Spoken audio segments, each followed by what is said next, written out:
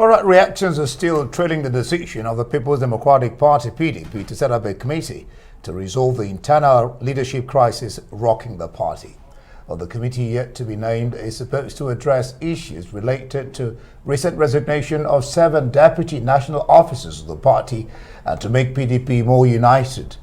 But there are questions about its relevance and how different its operations will be from that of the Bukola Saraki-led Reconciliation Committee.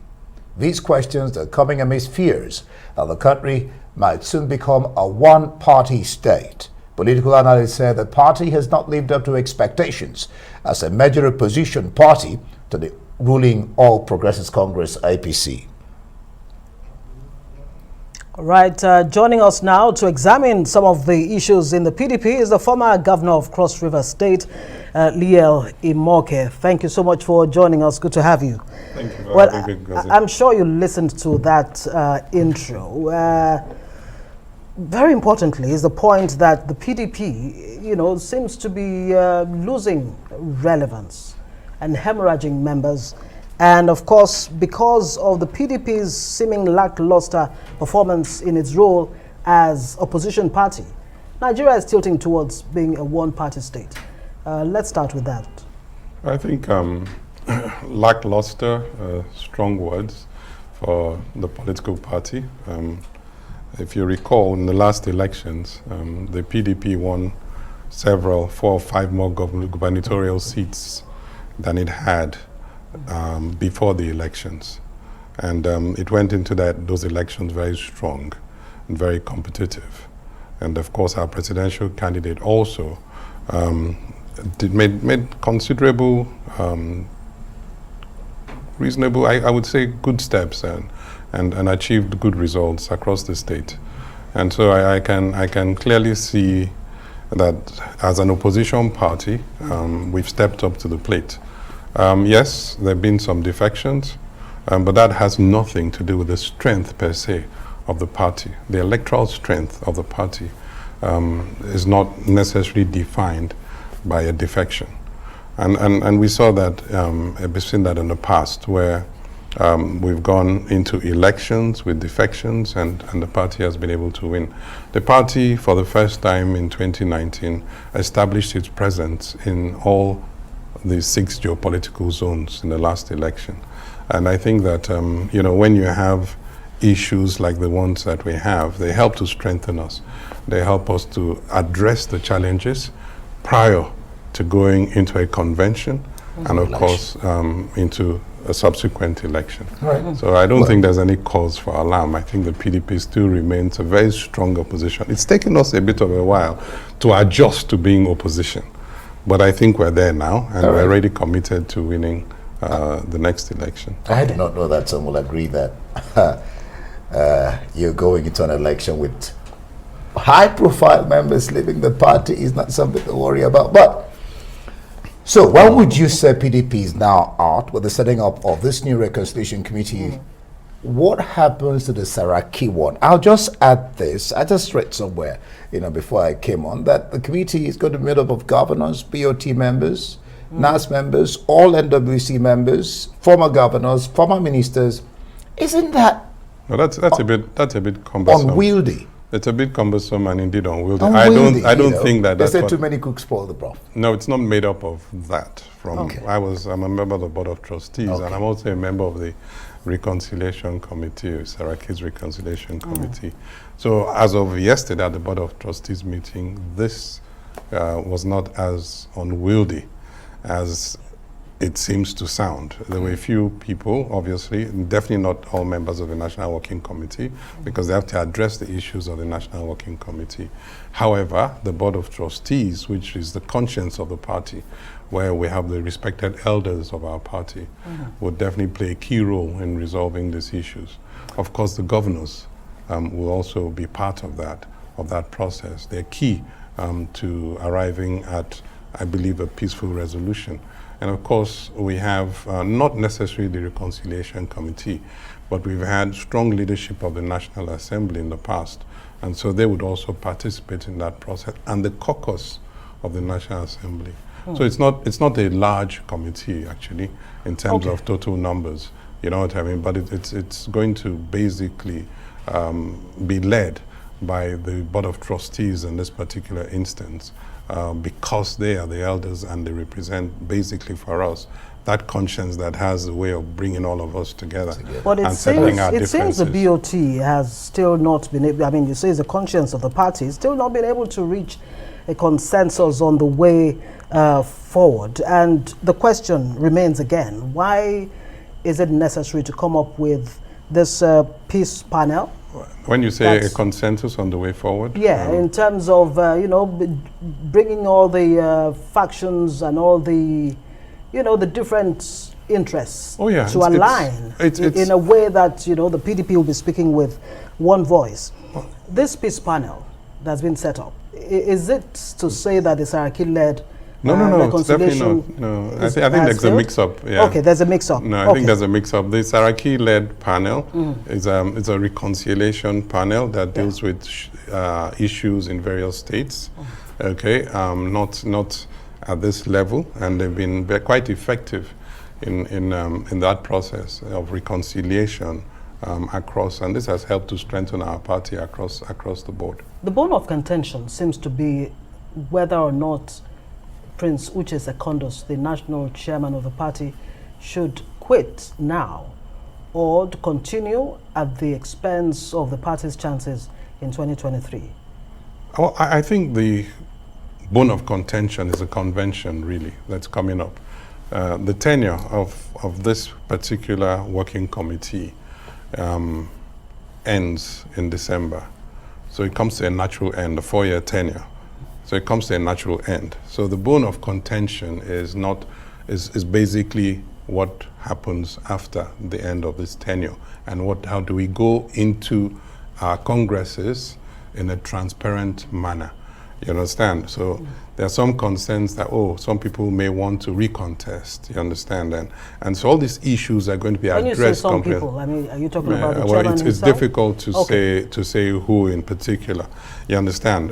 So there's a question of what advantage do you have? So it's basically typical of the PDP. We always come together when in crises like this, and we've had many, and we've been able to resolve them.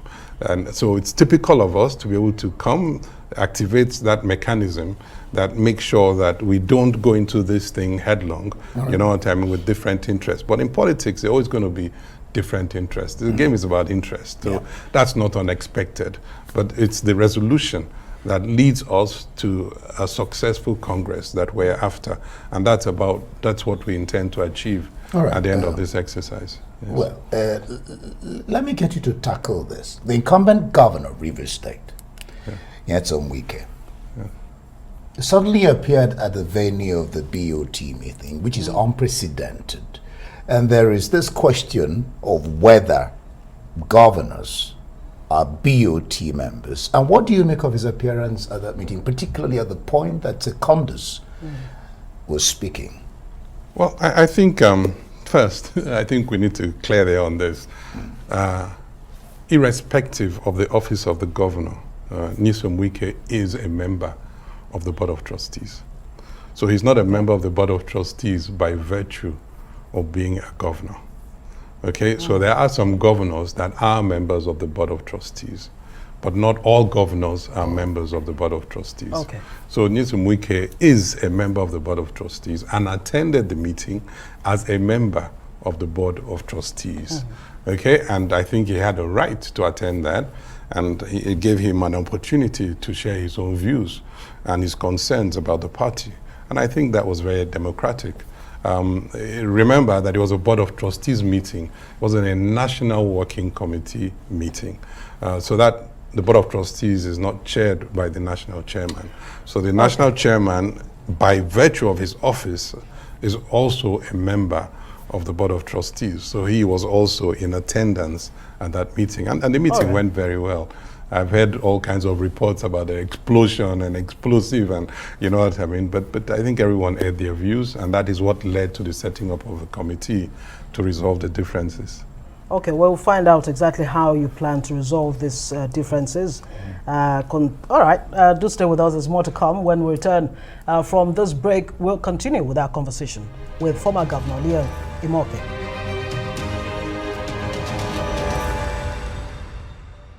All right, glad to have you back. You're still watching Newsnet, and we still have Liyel Imoke. He's still here with us, a stalwart of the PDP and former governor, of course, of Cross River State.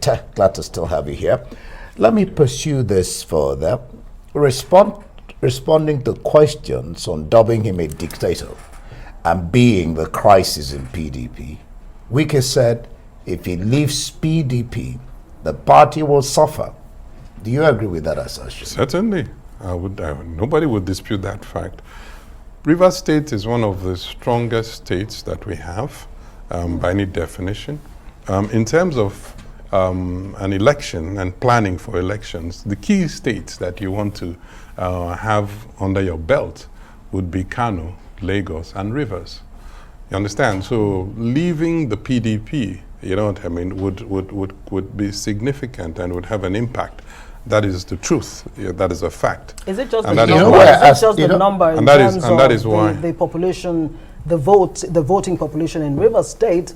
Or, I mean, you have a secondus who is saying that Wike has more or less become a dictator and wants him to be out of that No, place as chairman by all means possible. I wouldn't say that. Wike is coming Not to just the... secondus, the former governor of Niger State, Described Dr. him as- Babangida Liu, says he's the main reason for the crisis in the party. That was when he said, if I leave the party, PDP is going to suffer. Governor Wike has always had strong views, okay? But he's always been a firm and formidable supporter of the party. And we must acknowledge that fact, you know, and we must give it to him, okay? His style may be different from others, you understand? But his commitment to the party, I think we can't question. So it's not about leaving the party, okay? It's about him. Yeah, there may be differences between himself and the current national chairman, which is Secondus. Yes. But that does not necessarily translate into, one, him leaving the party because it will be resolved. Secondly, it doesn't translate into us losing, you know, the votes in Rivers State because he's probably the least likely governor to leave the party. So Well, it's about he resolving these issues, you know, to a point where, you know, there's comfort. And I think we've done that in the past. And this exercise clearly shows, you know, that the explosion that everybody expected, you know what I mean, the outburst, you know what I mean, the exits and the consequences did not happen. Well, and I think that's very good for us. The optics of this Yes. seeming exodus, I would shy away from using the word mass. The exodus from the PDP. I don't know which is worse. You know, what does Yes. it, I mean, does it engender confidence in any way in the electorate, do you think? And if Secondus, the chairman of the party, does not have the support of a Wike, whom you say is very powerful, you know, has a huge influence on the party, and that his exit from the party would, you know, affect the fortunes of the PDP, what then? And can the PDP afford to, you know, change the chairman 4 months to the convention in December? Well, I think that these are the issues that will be resolved by this committee that has been set up. I think the most important thing for us to appreciate is that as a party, you understand, when we have these differences, we have a way of resolving them. We've done that in the past. Whether Secondus, you know, completes his tenure, which is about 3 months, there's a process that will lead on. The congresses will begin shortly, okay? There's committees that have been set up and that will be set up to lead that process. Now, before we go into that, we need to resolve these differences. And I'm sure that as soon as these differences are resolved, and I do believe they'll be resolved, in a week or two, we'll see that, you know what I mean, we'll have peace. I think there'll be some people who feel, oh, let's have an early convention. Some people feel, no, we don't need to have an early convention. All that will be resolved by the committee. But I can assure you that the party will be strengthened by this. Usually, differences like this help to strengthen us. All right, fine, good. Yes. In some quarters, some political analysts are of the opinion that PDP has done a shoddy job of being a major opposition party. Do you agree with what those analysts are saying? I think, in all honesty, I would not say we've done a shoddy job. Like I told you, we went into the last presidential elections against the odds. If you recall, on election day, the elections were postponed on election morning, giving the ruling party ample time to regroup before we went into a general election. Only God knows what the outcome would have been if those elections were actually conducted on that day. And then, speculation. And then two weeks later, there was a gubernatorial election, okay, across the nation, and the PDP won more gubernatorial seats.